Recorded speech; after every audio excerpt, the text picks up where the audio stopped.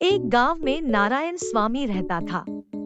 उसकी पत्नी की बहुत पहले मृत्यु हो गई थी। उसके 3 पुत्र थे। घर में धन वैभव की कमी नहीं थी, पर उसके पुत्र बहुत आलसी थे। वे कोई काम नहीं करना चाहते थे। नारायण को इसकी चिंता रहती थी। उसने सोचा, मैं बूढ़ा हो रहा हूँ, इनकी माँ भी नहीं है। अब मैं बेटों का ब्याह कर दूं। ब्याह के बाद हो सकता है कि इन पर जिम्मेदारी आए तो इनका कामकाज में मन लगे। उसने तीनों बेटों का ब्याह कर दिया। संयोग की बात है कि उसकी तीनों बहुएं भी झगड़ालू और कामचोर निकली। न तो वे घर की साफ सफाई करती, न ही उनका मन खाना बनाने में लगता। बढ़िया खाना तो छोड़ो, वे अपने ससुर को समय से दही भात तक खाने को न देती। उनका मन बस सजने संवरने में लगता। अच्छे कपड़े पहनना, बालों में गजरा लगाना और पैसों को फिजूल खर्च करना उनकी आदत थी। नारायण यह देखकर चिंतित रहता। इसी चिंता में वह धीरे धीरे बीमार रहने लगा। जब तब उसे खांसी आती, वह घर के बाहर खांसता रहता। तीनों बहुएं उसकी सेवा करने में आनाकानी करती। तीनों बहुएं अपने पतियों से कहने लगी कि इस बूढ़े को घर से बाहर ले जाओ। रात भर खांसता है, हमें नींद नहीं आती। नारायण के बेटे अपनी पत्नियों के कहने में आ गए। उन्होंने अपने पिता को गांव से दूर एक सुनसान मंदिर में पहुंचा दिया। अब घर में जिसके जो जी में आता वही करता। उनकी देखा देखी गांव के और युवकों ने भी यही किया। धीरे धीरे गांव में छोटे बच्चे, कुछ नवयुवक और नवयुवतियां ही रह गए। कोई बूढ़ा न बचा। जो बड़े थे वे भी बड़ा कहलाने को तैयार न थे। गांव में अब दादा दादी, नाना नानी कोई नहीं रहा। कुछ ही दिन बीते थे, गांव में अकाल पड़ गया, भूखमरी छा गई, तबाही मच गई।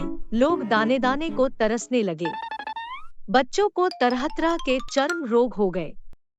गांव में कोई बड़ा न था जो चर्म रोग से बचने के उपाय बताता। गांव के नवयुवकों को उन जड़ी बूटियों का पता नहीं था जिनका लेप ऐसी अवस्था में शरीर पर लगाया जाता था। इधर घर में खाने को कुछ न होने से नारायण के घर की बहुएं रात दिन एक दूसरे से लड़ती रहती। घर में रोज के लड़ाई झगड़े से तंग आकर तीनों लड़कों ने परदेश जाकर धन कमाने की योजना बनाई। तीनों भाई 3 दिशाओं में गए। 6 महीने के बाद अच्छी कमाई करके वे अपने घर की ओर लौटे। रास्ते में एक गांव पड़ा। वहां के लोग खूब प्रसन्न दिखाई दे रहे थे। बूढ़े बच्चे सब साथ साथ एक दूसरे का हाथ पकड़े चल रहे थे। सांभर, इडली, डोसे की सुगंध घर घर से आ रही थी। संयोग से उसी गांव के बाहर तीनों भाई एक दूसरे से मिले और बड़े प्रसन्न हुए। उन्होंने अपने अपने अनुभव एक दूसरे को सुनाए। तब उन्हें लगा कि कमाया हुआ धन बहुत कम है, क्योंकि उनकी पत्नियां इतनी खिचीली हैं कि इसे तो वे गहने कपड़ों में ही खर्च कर देंगी। खेती बाड़ी का काम कैसे चलेगा? तब उन्होंने निश्चय किया कि उन्हें अभी और पैसे कमाने चाहिए। तभी उन्हें ख्याल आया कि अपने कमाए धन का क्या करें। इसे साथ ले जाने से तो अच्छा होता कि कहीं सुरक्षित रख देते। इतने में उन्होंने देखा कि थोड़ी दूर पर एक कुएं के पास 3 स्त्रियां पानी भर रही हैं। उन्हें देखकर लगता था कि वे किसी सम्मानित परिवार की हैं।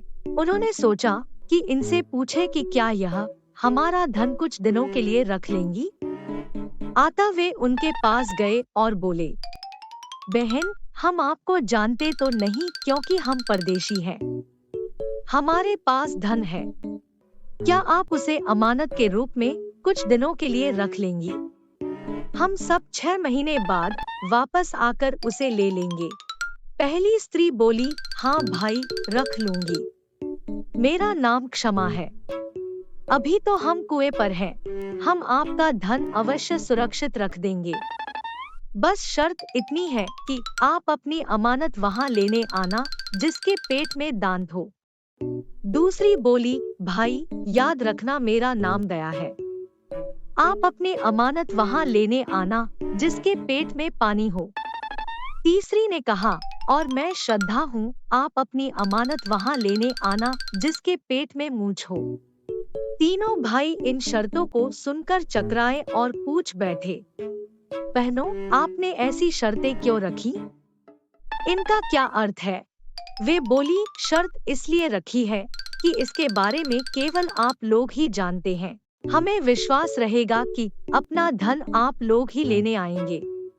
जहाँ तक इनके अर्थ की बात है, तो इसका मतलब कोई भी बड़ा बूढ़ा अनुभवी व्यक्ति बता देगा। तीनों भाइयों ने सोचा, यह बात तो जब हम लौटेंगे तो यही किसी गांव वाले से पूछ लेंगे। कम से कम यह तो निश्चित है कि हमारा धन सुरक्षित रहेगा। अभी तो धन कमाने चले। तीनों खुशी खुशी स्त्रियों के पास धन रखकर चले गए। 6 महीने बीतने पर वे तीनों भाई फिर लौटे और उसी कुएं पर बैठे।